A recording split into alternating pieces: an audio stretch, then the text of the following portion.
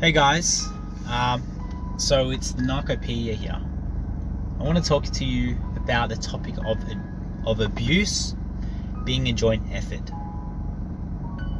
So guys, I know that all of you who listen to my videos, I know that all of you have been abused some way, somehow by a narcissist, whether that be in your family, at school, a teacher, maybe it was a professor, maybe it was a doctor, maybe it was your best friend, maybe it was your uncle, could have been anyone. The narcissistic abuse could have been from anyone or anywhere. But I want to talk to you about why. Why is it a joint effort that this abuse occurred to you guys? Alright? So I'm going to share about, I'm not a clinically trained psychologist at all, guys, but I love to talk about this topic because I believe that it really helps a lot of people. It helps to bring closure and validate a lot of people who have experienced the same thing. That's why I like to talk about this. So let's talk about the first form of abuse, and that's from the inflictor themselves, the grandiose narcissist in my situation. Well, how did this person inflict abuse to me? So this person actually inflicted shock tactic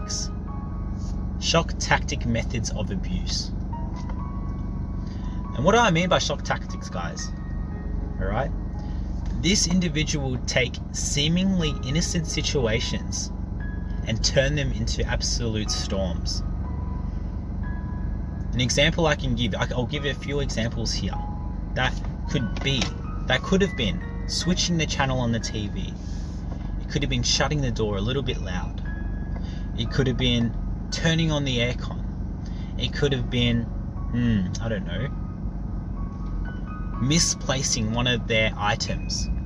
It might have also been not even a situation that happened, but something that they made up, such as you stealing something of theirs. This narcissistic, grandiose person in my life would use seemingly innocent situations to create total and utter destruction to me. I remember, guys, I'll talk about a specific example, but you can kind of already see what's going to happen here. But an example that I can honestly tell you from my own personal experience. I remember this time when my family and I and this grandiose narcissist partner, we all went on a day on the boat, actually. And it was quite a cold day, I remember. It was a rainy day, and this rainy day was so cold.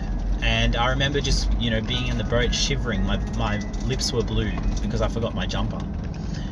And once we went back to shore and we kind of mounted up the boat on the trailer, we all rushed to the car and turned on the aircon, the heater full blast. And we were all sitting there, alright? And I remember that I slightly turned the heater down. And I said, I'm just going to turn it down, guys, because it feels too hot on my face. I feel like almost like it's burning my face. This situation escalated to such an extent that this narcissist was shouting, was yelling at me. They were absolutely abusing me in front of everyone for that small thing I did. And that happened all throughout my life, guys. More times than I can even count. And I remember, guys, I kind of caught on to this abuse. I caught on to this abuse very early on, even though I didn't know much about narcissism.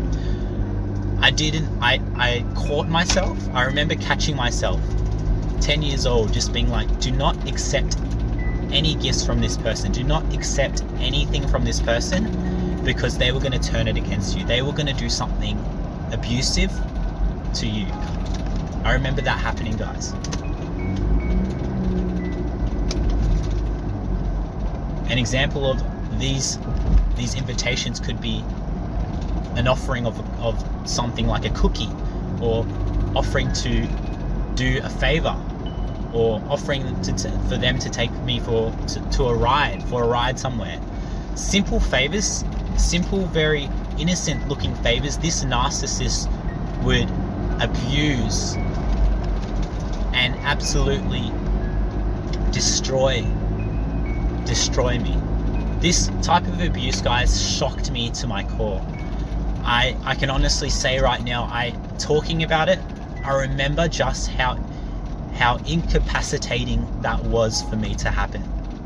Alright, I remember being so stricken with shock, with grief, with hurt and pain so many times with this narcissist that I couldn't move, that I couldn't say anything.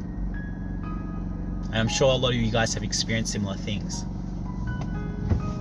I want to talk about the second form of abuse, guys, and that was my covert narcissist parent. And I'm going to tell you right now, that was my mother, actually. That was my mother, my own mother. I remember that this person used a lot of disdain and a lot of specific breadcrumbing, manipulation tactics to control me and to make me feel worthless. I remember coming home from school or from work and telling this person that I have done something that I'm very proud of. And I remember being met with such disregard, with such coldness and bitterness and disdain for the vulnerability that I was expressing to this person. And I always remember, guys, that when my other family members walked into the room, that they were met with such kindness, with such a warm welcome. I remember this covert narcissistic parent just greeting them open arms, giving them all the love in the world, like they haven't seen this person in a decade. But for me, I was the absolute opposite. I was met with such coldness. This covert narcissist made me feel like I was inferior and I was unworthy of anything and everyone. That I was unworthy of affection and unworthy to be validated with the experiences that I had. The third form of abuse, guys, was actually enablers within my family. This was mainly one of the siblings that I had, and also it extended to some of my aunties and some of those relatives as well. And enabling. So what was the enabling abuse that occurred? And that's really simple. It was the enabling.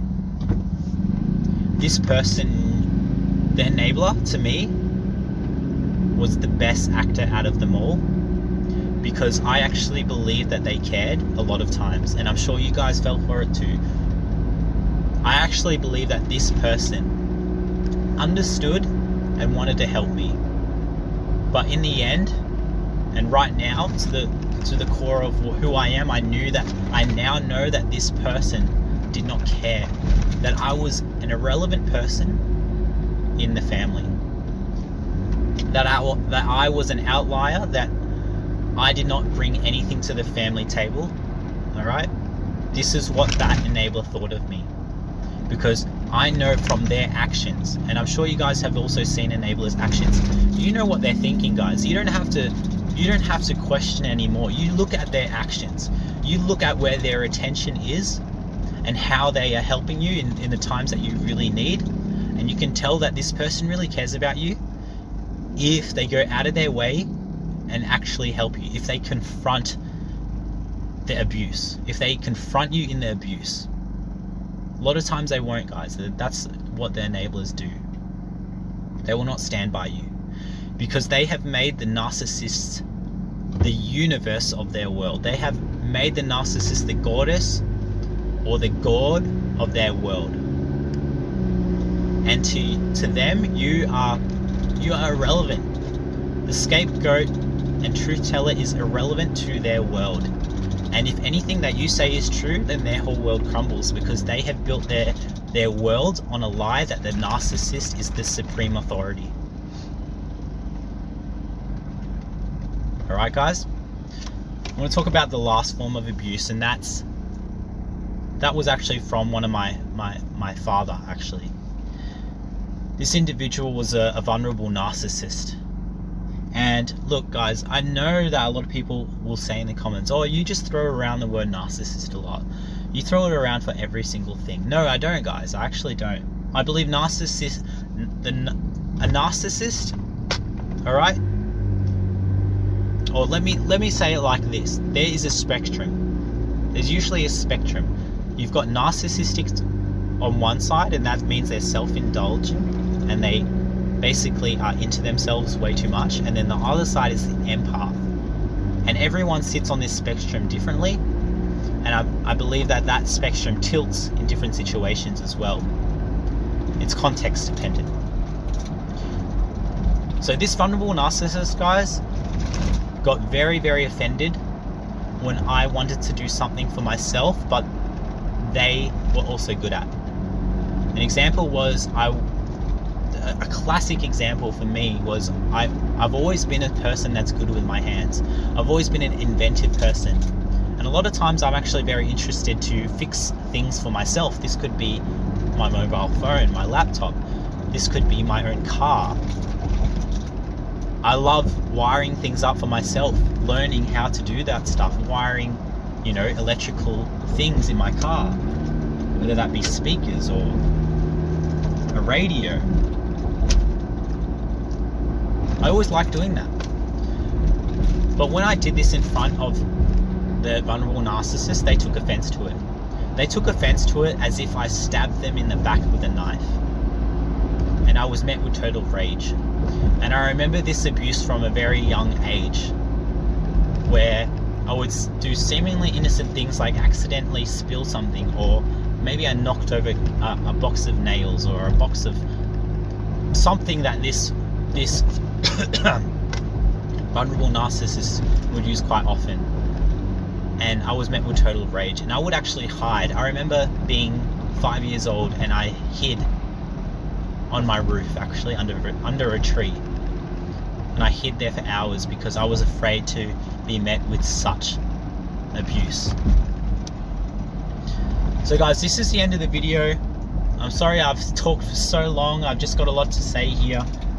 I hope you got a lot out of it, and I hope to see you in the next video. Ciao.